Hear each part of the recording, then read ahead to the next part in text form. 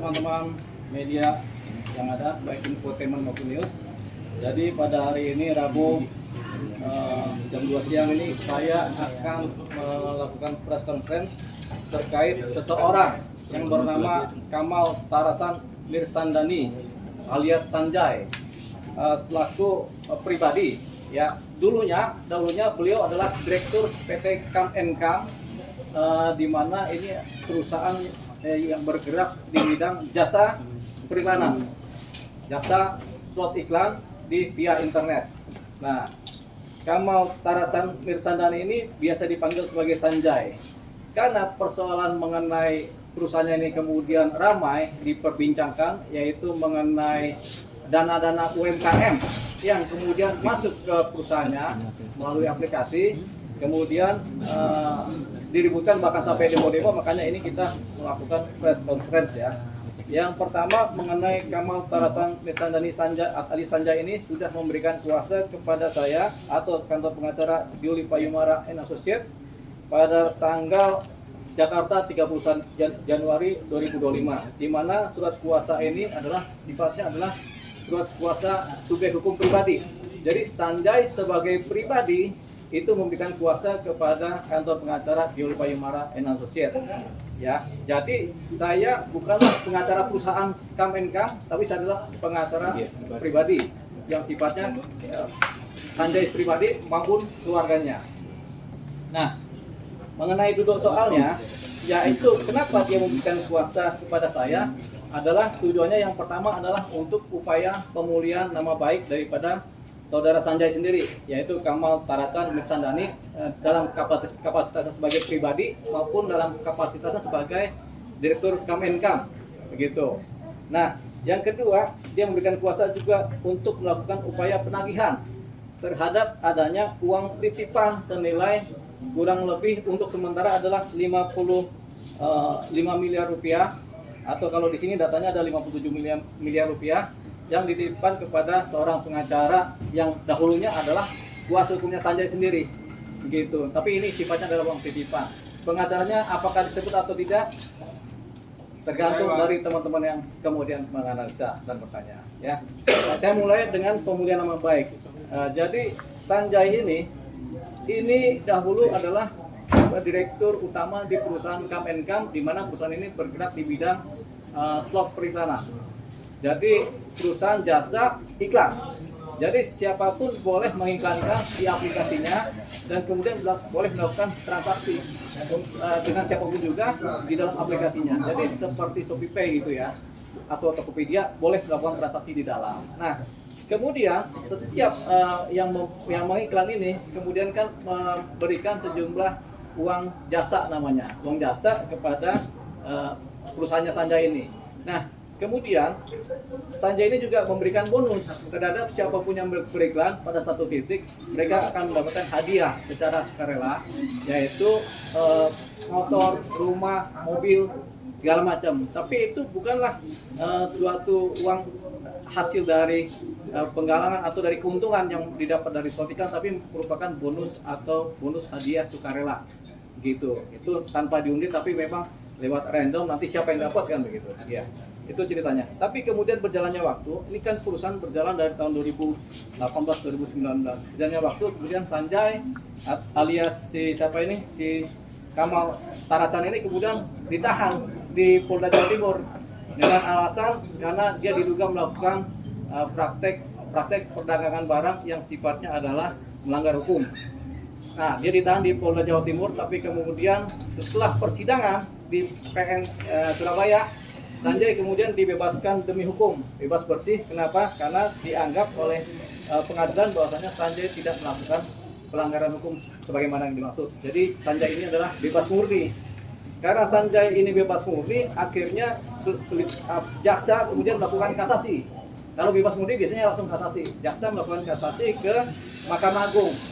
Oleh Mahkamah Agung kemudian si Sanjay ini diputus juga, bebas murni juga. Jadi kasasi jaksa ditolak dan Sanjay dinyatakan bebas murni. Nah, itu singkatnya mengenai Sanjay yang kemudian dibebaskan dari tuduhan-tuduhan yang sifatnya melanggar hukum. Nah, di sini ada mengenai putusan Mahkamah Agung yang menyatakan bahwasanya Sanjay bebas murni demi hukum karena memang apa yang diduga pidana, apa yang diduga melanggar hukum ternyata tidak terbukti di dalam persidangan baik di sidang pengadilan negeri maupun di sidang Mahkamah Agung. Saya bacakan beberapa poin penting mengenai putusan dari Mahkamah Agung. Intinya adalah pengadilan negeri ngadili menyatakan terdakwa Kamal Tarasan Mirsandani alias Sanjay tidak terbukti secara sah dan meyakinkan bersalah melakukan tindak pidana sebagaimana dimaksud dalam dakwaan ke-1 primer, dakwaan ke-1 subsidiar maupun dakwaan kedua penuntut umum. Jadi semua dakwaan dianggap tidak terbukti.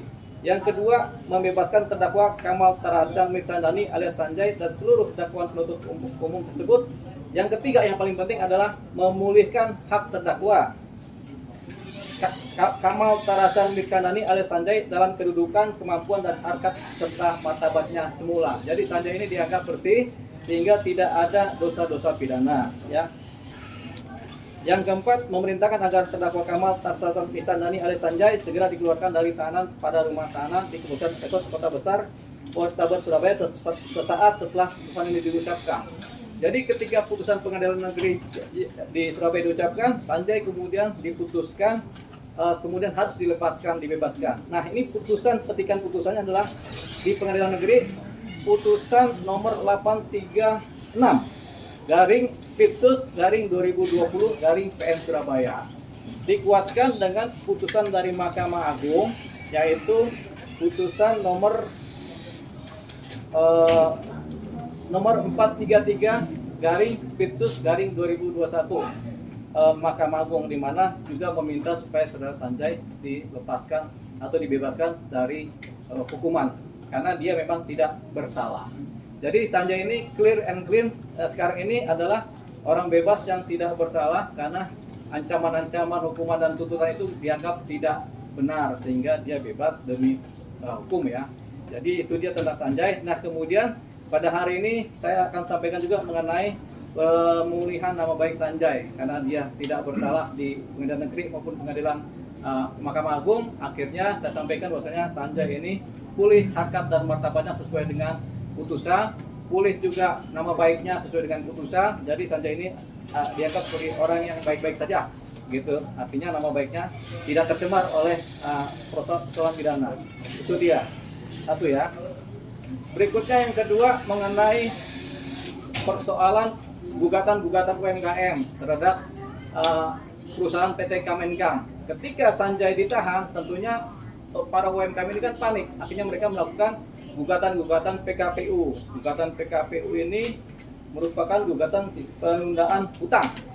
Ya, di PKPU ini di Pengadilan Niaga ada gugatan-gugatan mengenai PKPU. Di sini ada beberapa gugatan.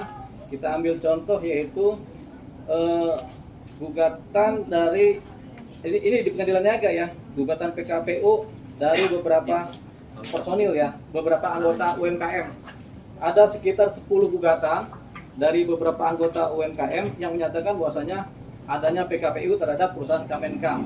Bahwasanya ternyata semua hakim yang memutuskan perkara PKPU ini, ada 10 gugatan ini, menyatakan bahwasanya ini bukan PKPU karena Sanjay atau PT Kemenkam ini tidak berhutang kepada siapapun juga atau kepada pihak mereka, karena Sanjay ini sebenarnya yang didagangkan adalah jasa. Jadi tidak ada hutang yang diterima oleh si PT Kam dari mereka, sehingga ketika mereka gugat yang berupa PKPU, akhirnya gugatan mereka keseluruhannya ditolak, ya.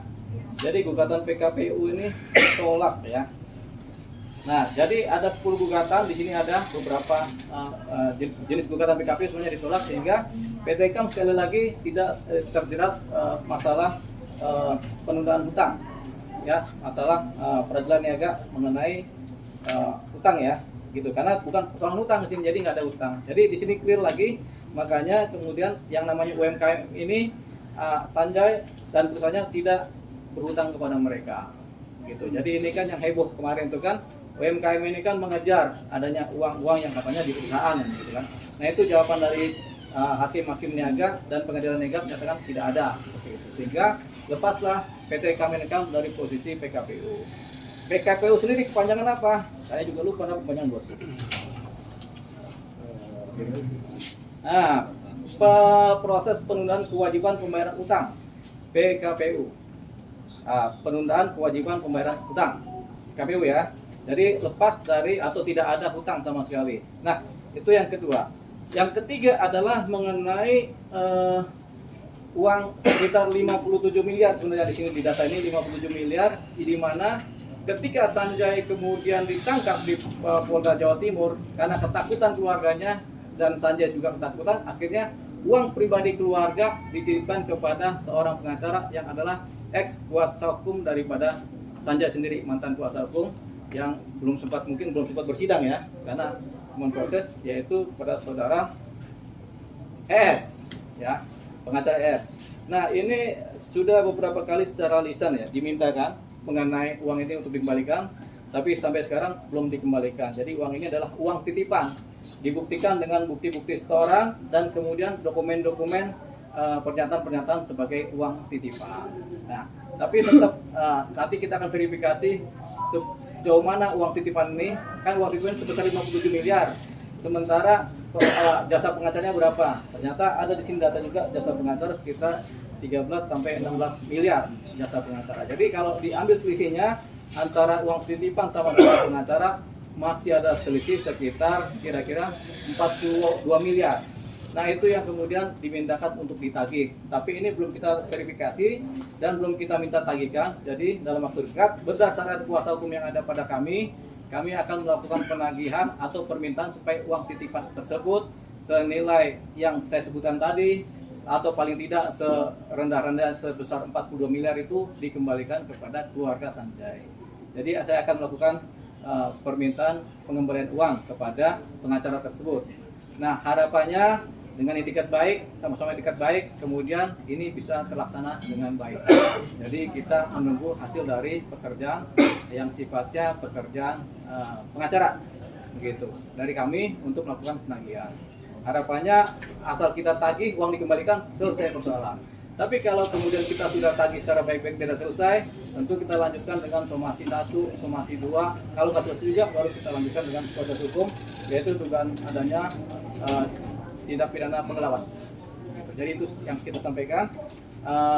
Dari Pak Andi, kenapa ada di sini? Karena beliau sebenarnya tadinya diberikan kuasa untuk menagih. Beliau sudah menagih dengan surat tagihan, tapi tidak digubris oleh yang bersangkutan ya, yang mungkin harus kita yang menagih supaya digubris gitu. Itu tadi yang disampaikan oleh kami kuasa hukum beserta Pak Andi ini yang adalah kuasa juga untuk menagih tadinya, tapi sekarang sudah dialihkan semuanya kepada kami pengacara gitu ya. Ya Pak, alasan Mas Sanjay ikutin dulunya itu karena keinginan dari Mas Sanjay. Iya, karena ketakutan kan, keadaan-keadaan situasional psikologis sehingga dia takut, keluarganya juga takut karena kan ini ada proses hukum kan dari Polda Jawa Timur. Akhirnya mereka uang pribadi, uang keluarga ini dititipkanlah kepada pihak pengacara terdahulu. Gitu. Bang, artinya proses pemindahan uang itu atau penitipan uang itu terjadi ketika proses ini sedang berlangsung atau ketika proses hukum itu sudah selesai, Bang? Pemindahan uang itu terjadi pada saat proses hukum sedang berlangsung. Pada saat dia ditahan di Polda Jawa Timur, terjadilah karena ketakutan. Kita nggak tahu siapa yang mulai menakuti, apakah kepolisian Jawa Timur, apakah ketakutan pribadi dari Sanjay, apakah pengacaranya nakutin, sehingga akhirnya uangnya dititipkan kepada pengacara. Pengakuan klien Abang sendiri? Sementara karena ketakutan, karena komunikasi yang intens dengan kita ES. Bang, katanya upaya bujuk rayu dari Elsa, Bang, uang itu dititipkan. Nah, itu apa sih inisiatifnya, Bang? Itu belum saya dalami. Tapi kemungkinan itu ada, makanya ada 3 kemungkinan. Kemungkinan pertama karena ditakut-takutin, karena ketakutan, dan kemudian karena ditakut-takutin juga. Jadi karena situasional ya, ketakutan sama penahanan, ditakut-takutin kemungkinan sama pengacara, kemudian ditakut-takutin sama mungkin penegak hukum lain, sehingga kemudian akhirnya beralih uang itu. Mas Sanjay pas minta uangnya pihak TZ seperti apa bang? Sebenarnya sudah dimintakan secara menulis surat lewat, kan Pak Sanjay ini pernah memberikan kuasa kepada Bapak Andi ini sebagai juru tagih namanya. Uang pribadi ini ditagihkan oleh Pak Andi. Pak Andi sudah menagihkan, persoalannya ketika Pak Andi menagihkan, datanglah surat yang kemudian surat kecaman-kecaman dari pengacara yang lain lagi, begitu. Tapi itu kewenangan Pak Andi, ceritalah karena kan dia mengalami ya. Nanti silakan dijawab Pak Andi. Kalau mau bicara jujur silakan aja, nggak apa-apa. Ya, jadi memang terus terang kami sebagai member UMKM Mimals waktu itu panik pada saat bisnis yang mana kami beriklan di aplikasi Mimals waktu itu tiba-tiba digrebek oleh oknum Polda Jatim. Ya, jauh-jauh dari Jawa Timur nih, perusahaan berada di Jakarta. Nah, berjalannya waktu tentu kami memperhitungkan nilai-nilai top up ya yang sudah terlanjur masuk ke dalam perusahaan. Namun kemudian di aplikasi nggak ada lagi iklan yang kami beli tadi, slot iklan ya, sebagaimana jual beli slot iklan. Iklan kami nggak tayang lagi, iklan para teman-teman UMKM. Dan saya terus terang waktu itu selaku ketua daripada organisasi yang kita bentuk di UMKM ini. Makanya dalam hal ini saya punya tanggung jawab moral, dan pada akhirnya setelah perusahaan menang, saya memimpin teman-teman yang aksi. Kalau teman-teman yang PKPU itu saya nggak sejauh itu, karena saya melihat bahwa ini ada yang tersolimi nih, ada yang nggak beres ini, yang tiba-tiba perusahaan digrebek dadakan gitu. Nggak ada member yang keberatan, nggak ada member yang laporan, dan terbukti bebas. Ya, ada apa gitu ya? Artinya kami meminta kebijakan dari perusahaan dalam hal ini Pak Sanjay selaku owner.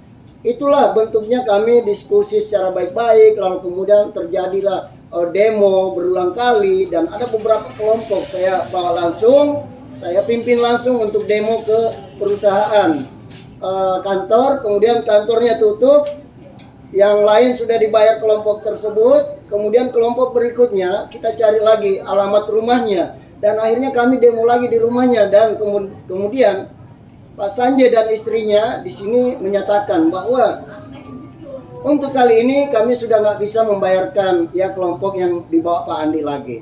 Karena kenapa? Dana yang kami tunggu sebagai dana yang kami titipkan kepada yang bersangkutan lawyernya pada di awal ya.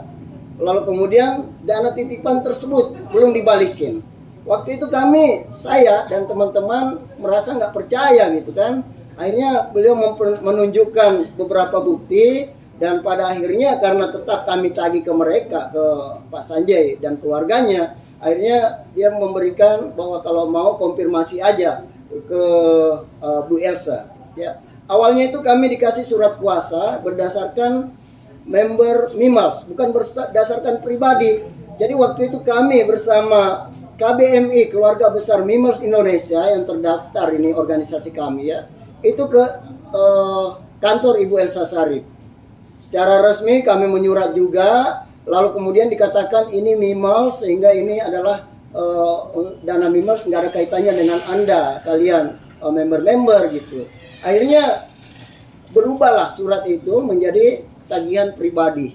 Ya, saya tetap selaku koordinator. Tentu teman-teman para UMKM member-member Mimals ini yang seperti yang dilihat ibu-ibu ini ya, yang sangat susah tentunya ya mencari haknya, mencari dana top up untuk dikembalikan, akhirnya tetap ikut juga dalam hal ini, sebagaimana Pak Sanjay juga sering mengatakan bahwa itu dana kalian di sana tuh ya, dana pribadi saya tapi buat kalian untuk berbagilah ya, sebagaimana saya masih mau usaha-usaha para UMKM ini bisa berlanjut gitu. Nah akhirnya dalam hal ini saya juga sempat mensomasi, dan pada akhirnya Farhad Abbas mengundang saya ya untuk mengklarifikasi. Makanya di sini kami kenapa sampai ke rumah Farhad, karena beliau adalah lawyer ya yang ditunjuk oleh Elsa Sarip. Sebagaimana kami tahu juga Farhad Abbas terlibat di awal Padahal Farhad Abbas sama sekali nggak pernah ada penunjukan lawyer waktu itu menurut Pak Sanjay ya. Nah, kemudian berjalannya waktu, karena Farhad mengakui juga dana tersebut, bahkan member yang saya bawa waktu itu mau ditransferkan dana. Ya, waktu itu cuman ada satu kelompok yang saya bawa ke Farhad, mau ditransferkan tapi melalui rekening saya. Saya bilang, kalau mau ke rekening saya, otomatis tentu banyak member nih. Ya, saya nggak mau menjadi beban ya bagi saya nantinya. Silakan aja langsung ke rekening yang bersangkutan. Akhirnya mereka komunikasi berlanjut dan akhirnya member tersebut keluar dari grup. Sebagaimana saya katakan bahwa yang sudah cair mulai dari demo yang lalu sampai ketemu Farhad Abbas, yang sudah cair harap keluar dari grup supaya saya nggak terlalu bingung ya melihat begitu banyaknya member yang berharap gitu. Memang nggak semuanya ya, nggak semua. Kalau semua kan se-Nusantara ini ada ratusan ribu teman-teman UMKM. Tapi yang masuk di grup itu ada 2 ribuan aja, dan ada 6 ribuan selalu saja japrian. Satu kali japri saya biasa 6 ribu member terus terang. Jadi dalam hal ini saya selaku koordinator punya beban moral ya. Kalau punya pribadi saya aja sendiri, Farhad memang sudah negosiasi waktu itu. Tapi saya bilang, maaf, boleh saja punya saya, yang penting ketemu member yang memang betul-betul saya lihat ya dengan mata kepala sendiri, dengan via japri WA juga begitu menderitanya mereka sampai ngirim WA ke WA saya piring makannya gitu loh ya. Sampai ada biasa kangkung aja yang dia simpan di piringnya baru foto ke saya, Pak Andi, sampai kapan ini kita menunggu. Sementara modal kami habis ke sana. Kami berharap, ada ubi juga, ada yang diusir dari rumahnya dan ada yang sakit. Jadi ini saya rasakan sekali, makanya saya bilang kalau memang saya salah, kalau menurut Farhad Abbas silakan. Mending saya kalau memang salah ya, mending saya supaya nggak terlalu berharap nih teman-teman member nih. Saya punya beban moral ke mereka karena mereka berharap ke saya gitu. Sementara punya saya sendiri saja, saya juga nggak bisa nerima karena ini bisa jadi jebakan juga bagi saya. Jebakan untuk hukum maupun jebakan untuk hati nurani saya sendiri, sebagaimana saya punya beban moral yang mendalam seperti itu. Terima kasih. Bang, ini kan Vidi Glazon juga terlibat dalam pengacara waktu itu ya. Ya. Apakah menerima dana yang simpanan di luar fee lawyer juga, Bang? Ya, diduga memang kalau menurut keterangan klien kami memang ada beberapa dana juga yang kemudian diserahkan sebagai lawyer fee ya, sebagai lawyer fee kepada mereka. Tapi itu nanti saya akan dalami dulu sejauh mana dan berapa jumlahnya sudah dibagikan.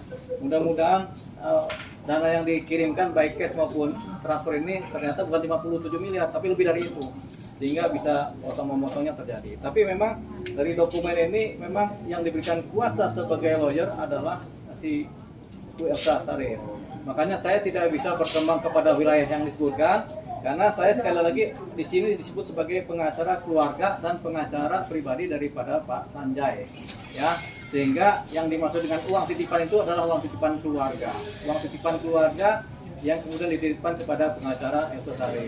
Itu yang nanti kita akan minta dananya dikembalikan kepada keluarga. Mengenai masalah perusahaan nanti saya akan pilah-pilah prosesnya seperti apa. Kalau perusahaan ternyata dianggap berutang, sementara di PKPU perusahaan tidak punya utang. Gitu. Jadi ini nanti kita akan analisa. Kalaupun nanti uang sudah kembali, nanti ada yang minta kerugian-kerugiannya mungkin akan diberhentikan sebagai uang kompensasi yang kemudian bisa disepakati bersama. Tapi bahwasanya perusahaannya Pak Sanjay ini, kami ini dalam PKPU adalah perusahaan yang tidak punya hutang kepada siapapun juga. Jadi itu tadi dia. Nah, sampai di situ yang saya sampaikan, kemudian disampaikan oleh Pak Andi bahwasanya itu adalah melebar kemana-mana, itu adalah nanti saya kedepannya seperti apa. Kalau kemudian ini perkara sampai ke proses hukum yang pidana, kita akan jalankan. Kalau enggak, sudah ada pengembalian berarti sudah selesai. Itu aja. Supaya nanti jelas persoalan UMKM tadi yang sekarang ini, yang kemarin-kemarin adalah begitu riuhnya ya, sehingga orang bertanya-tanya ada persoalan apa sih ini terhadap UMKM. Tadi sudah saya jelaskan gitu. Bang, kan waktu itu ketika Pak Sanjay ditahan itu ada barang bukti yang disita juga oleh pihak kepolisian Polda Jabar ya, Yeah. terkait dana kurang lebih yang disita hampir ratusan miliar. Apakah itu nanti dana tersebut akan dikembalikan oleh pihak UMKM? Pada UMKM. Iya. Ini semua data mengenai barang-barang yang disita ini ada di dalam dokumen putusan pengadilan. Itu semuanya diminta dikembalikan kepada saudara Sanjay. Nah, di sini saya belum dapat nih ada uang yang sifatnya kelihatan di rekening. Yang ada nih uang sebesar 1 miliar ya, yang baru kelihatan ya. Jadi nggak ada uang banyak di sini, cuma ada, tapi lebih banyak barang-barang, mobil, kendaraan dan lain-lain. Bahkan pihak Polda kan waktu itu merilis ratusan juta yang disita. Ya, di miliaran nih, 1 miliar nih. Ada 1,09 miliar, ada yang 4 juta, ada, tapi nggak seperti yang dibilang ratusan miliar, tapi lebih banyak adalah kendaraan-kendaraan mobil yang kemudian tampaknya sudah dikembalikan. Ini ada Alphard, ada Avanza, ada Calya, macam-macam ini. Ya. Apakah sudah dikembalikan Bang? Harusnya sih sudah. Kalau belum kita minta untuk ditagihkan mobil-mobil ini, seperti itu. Jadi ada banyak sekali kendaraan yang rata-rata Avanza sama Agya ya, gitu. Itu dia. Nah, tapi ini rata-rata sudah dikembalikan karena memang tidak bersalah kan. Gitu. Nah, sekarang yang jadi sambutan adalah mengenai uang titipan yang belum dikembalikan. Itu yang sedang kami kejar. Bang, kemarin kan pihak tim kuasa hukum yang lama sudah berusaha ya kepada Elsa Sharif dan rekan-rekan. Dan hasilnya nihil. Nah, abang sendiri ada formula apa? Ya, Bu Elsa itu kan pasti punya aset kan, punya dana kan, pasti punya acara kan. Ya kita minta baik-baik lah supaya dikembalikan lah uangnya Sanjay. Jadi uang yang bukan haknya itu harusnya dikembalikan. Jangan sampai diambil. Kalau diambil itu menjadi persoalan hukum, menjadi persoalan penggelapan kan. Jadi intinya uang yang bukan haknya tolong dikembalikan. Karena sudah diminta. Memang waktu diserahkan dititipkan, tapi sekarang mau diminta tolong dikembalikan. Jadi makanya nanti saya akan bikin surat permohonan permintaan pengembalian uang titipan, judul suratnya. Permintaan pengembalian uang titipan milik keluarga Sanjay, meminta dan memohon kepada pengacara yang bersangkutan supaya mengembalikan uangnya. Paling enggak dalam 1 minggu setelah suratnya kami sampaikan. Kalau enggak, kami masih berbaik hati, mungkin beliau masih mikir-mikir. Nah, kita tunggu lagi 1 minggu. Kalau enggak juga, berarti kita harus melakukan langkah hukum, yaitu proses hukum melalui teguran hukum.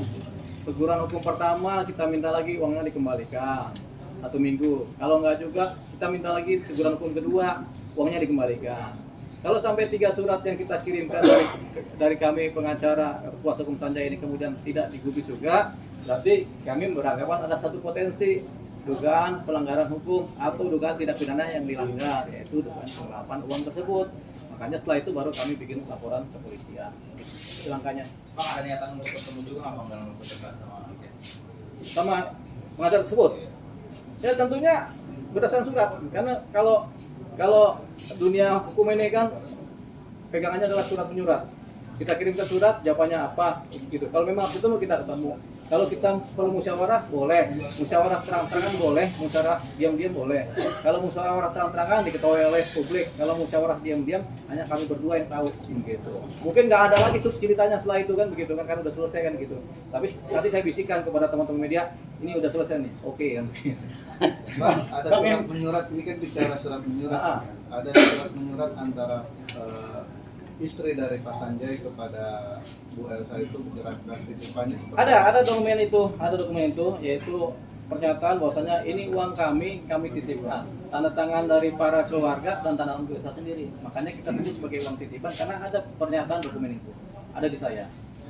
Bang, 53 miliar itu ke Bu Elsa apa Vidi juga Bang? Vidi Sharif juga atau gimana? Yang satunya ini kan cuma bagian dari kelompoknya Bu Elsa ya, artinya timnya ya, tim bekerja lah ya. Jadi kita tidak terlalu ini karena memang tanda tangan dari titipan ini kan memang yang tanda tangan Bu Elsa. Jadi dianggap, dan ini bukti-bukti transfer juga ada lengkap di sini. boleh dikasih lihat? Jadi siapa aja Bang? Bukti transfer ya. Ini kan ada pernyataan legal, tapi ini kan pernyataan legal yang memang harus dijaga. Tapi kalau ini bukti setoran, saya sudah minta izin kepada ini untuk ditampilkan bukti setorannya karena sebelumnya sudah ada mana dokumennya? Pelan-pelan ya, ini karena banyak ya.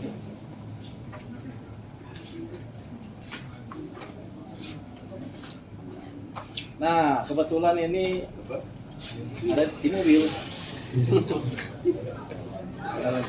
Tinggalan di mobil. Oh ada nih, ada. Nah ini. Nah ini bukti-bukti transfer ya. Ini transfer kepada Elsa Sarif ini. Dokumen balancingnya. Elsa sama Vidi Galenso ini total 15 miliar ya. Dibacain dulu kan di depan. Ya. Jadi bukti transfer, bukti setoran kepada ini 3 miliar, kepada ini 10 miliar, kepada ini 9 miliar, kepada ini 2 juta, kemudian terakhir 10 miliar. Totalnya 33 miliar.